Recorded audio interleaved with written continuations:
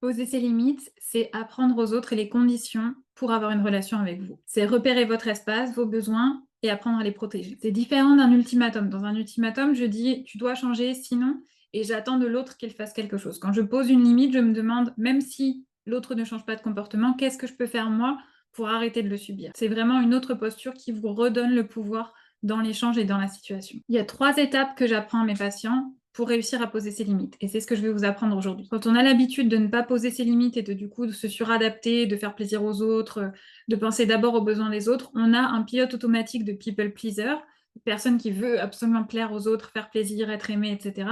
Et on va avoir tendance du coup à spontanément d'abord choisir la réponse qui va faire plaisir à l'autre, parce qu'on se sent obligé, parce qu'on a peur d'être méchant ou d'être égoïste si on ne le fait pas. La première chose à faire du coup si on est dans ce cas-là, c'est de faire une pause. S'arrêter et se laisser un espace pour réfléchir à ce qu'on veut. Ça veut dire s'habituer à poser, donc soit en juste ne pas répondant, vous attendez et vous réfléchissez, soit en disant est-ce que tu peux me laisser une minute pour réfléchir, ou j'ai bien entendu ta demande, mais je vais voir ce que je peux faire à propos de ça, ou j'ai besoin d'un instant pour faire le point et je te réponds tout de suite. Ou bien, j'ai besoin de plus de temps que ça, je vais te répondre demain ou plus tard, laisse-moi revenir vers toi. Une pause pour en fait vous détacher de l'urgence de répondre à l'attente de l'autre, si vous avez tendance à être très sensible à ça, et pouvoir vous recentrer sur, OK, qu'est-ce que je veux maintenant, de quoi j'ai besoin, etc. Par exemple, votre, euh, votre ami vous demande de venir l'aider à déménager demain, mais il vous prévient la dernière minute, vous êtes épuisé, peut-être vous avez du travail encore à rattraper ce week-end, ou simplement vous aviez besoin de vous reposer, ou vous aviez prévu autre chose de plus sympa, et vous n'avez vraiment pas l'énergie d'y aller, c'est le moment de faire une pause et de lui dire que vous lui répondrez plus tard pour vérifier dans quel contexte ça se passe, comment vous vous sentez vraiment, etc. Et en fonction de ça, de dire peut-être que vous n'allez pas venir, ou que vous allez venir seulement une demi-journée, ou seulement quelques heures, ou que vous allez d'abord vous reposer et y aller après pour les derniers coups de main, ou lui proposer une autre fois.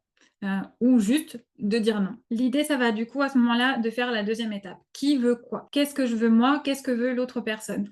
Est-ce que ce qu'elle veut, ça correspond à mes besoins à moi maintenant? Des fois, bien sûr, on peut toujours faire un petit effort parce que ça vaut la peine pour une raison ou une autre, mais il faut faire attention à ne pas être tout le temps la personne qui fait l'effort quand c'est comme ça, et que ça ne soit pas contre un de vos besoins vraiment profonds, d'accord? Quand c'est comme ça, je vais aller écouter mon gut feeling, mes tripes, d'accord? Je vais aller voir de quoi j'ai vraiment envie, qu'est-ce qui est juste pour moi, qu'est-ce que en premier je ressens. En premier, en fait, j'ai pas envie d'y aller, mais je vais dire oui. Je vais dire oui, mais je vais en même temps me dire non, mais enfin, c'est pas le moment de demander pour le déménagement, c'est demain, il aurait pu prévoir avant, c'est vraiment n'importe quoi de prévenir les gens à la dernière minute, et maintenant je vais devoir annuler ce que j'avais prévu, etc. Quand vous commencez à avoir du ressentiment, ou qu'il y a un potentiel de ressentiment dans ce que vous allez faire, c'est que vous êtes en train de franchir votre limite. Quand vous êtes fâché contre quelqu'un, que vous avez envie de rabâcher un petit peu sur son dos, ou que vous lui reprochez beaucoup de choses comme ça, que vous lui reprochez de vous avoir fait faire des choses, c'est qu'en fait, ça n'est pas l'autre personne qui vous les a faites faire, mais vous n'avez pas posé vos limites et du coup, vous vous êtes retrouvé à faire ce qu'elle voulait. Bien sûr, c'est quand même possible que l'autre personne vous ait davantage poussé à ça en essayant de vous manipuler, d'insister, etc. Je suis d'accord. Mais à la fin de la journée, c'est vous et vos limites qui pouvez vous protéger de toutes ces personnes-là aussi. C'est donc le moment de faire un choix conscient. Vous faites un choix avec lequel vous allez vous sentir bien, qui ne générera pas de ressentiment, qui ne vous donnera pas l'impression d'avoir été fait par obligation ou parce que vous avez peur d'être mal vu, mais quelque chose avec lequel vous êtes pleinement d'accord. J'ai envie d'aider, ou là, je suis OK avec le fait de ne pas aider, parce que vraiment, j'ai besoin d'autre chose. Je trouve que c'est pas un délai raisonnable. La prochaine fois, tu me préviendras avant et j'essaierai de m'organiser. Mais là, non, par exemple. La troisième étape, c'est de l'exprimer sans se justifier et sans s'excuser. Bien sûr, je dis pas que vous ne pouvez pas donner quelques petites infos s'il y a besoin, mais c'est très différent de dire non, je ne suis pas disponible aujourd'hui, que de dire je suis pas disponible parce que j'avais prévu de faire ça et je suis vraiment fatiguée et j'ai vraiment cette deadline et tu sais je peux pas faire autrement parce que si et parce que ça, je suis vraiment désolée, est-ce que tu peux me pardonner, je te promets que après je ferai mieux, blablabla. D'accord?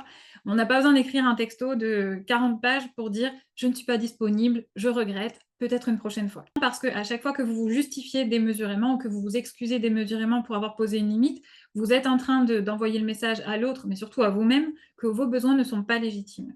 Et ça, c'est la base du manque d'estime de soi, de croire que ces besoins ne sont pas légitimes, qu'on ne mérite pas d'être aimé tel que l'on est, avec nos limites aussi. C'est là où du coup vous pouvez dire non, simplement, ou je ne suis pas à l'aise de faire ça, j'aimerais mieux quelque chose, ou ce que je préférerais, ce serait, ou c'est important pour moi de faire autrement, et cetera, et cetera. Si vous n'avez pas l'habitude de poser vos limites, bien sûr, c'est plus compliqué que de juste suivre les 3 choses. Vous allez devoir apprendre à les pratiquer. C'est normal, c'est pas grave. Prenez le temps, essayez de les avoir en tête et de voir ce que vous pouvez faire et commencez par les plus petites limites, d'accord? On commence pas à aller voir la personne la plus effrayante de sa vie et lui poser ses limites, du premier coup.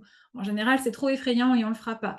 Par contre, si vous commencez par oser dire à la boulangère, par exemple, que finalement, le pain le plus grillé, c'est pas celui que vous préférez, mais c'est plutôt l'autre. Est-ce qu'elle voudrait bien changer? De faire des petites choses comme ça, des toutes petites choses qui vont aller davantage légitimer vos besoins et poser un petit peu ce que vous voulez par rapport aux besoins des autres. Et puis petit à petit, réussir à dire non à une sortie à laquelle vous n'avez pas envie d'aller, ou rentrer plus tôt au lieu de rester très longtemps juste pour faire plaisir aux autres, etc., etc. Essayez de voir quelles petites étapes vous pouvez faire et félicitez-vous d'avoir réussi. Et si vous n'y arrivez pas encore, c'est pas grave. Dites-vous juste qu'il faut pratiquer encore un petit peu. La plupart du temps, on a un comportement de people pleaser où on a du mal à poser ses limites parce qu'on a appris dans l'enfance que c'était interdit, que c'était mauvais. On n'a pas le droit de répondre, il faut pas être égoïste, il faut pas être capricieux, etc., etc.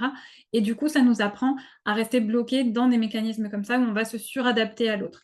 Si c'était valorisé chez nous de nous suradapter et qu'on avait tendance à nous humilier ou nous rejeter quand on essayait d'écouter nos besoins et de poser nos limites, on va avoir tendance à faire ça. Si vous sentez que c'est trop lourd, que c'est quelque chose qui vous occupe vraiment beaucoup dans vos relations, n'hésitez pas à faire un travail sur vous et sur votre enfance parce qu'il y a plein de choses qui peuvent se débloquer et vous pouvez apprendre à faire preuve de beaucoup d'assertivité une fois que vous aurez fait ce travail.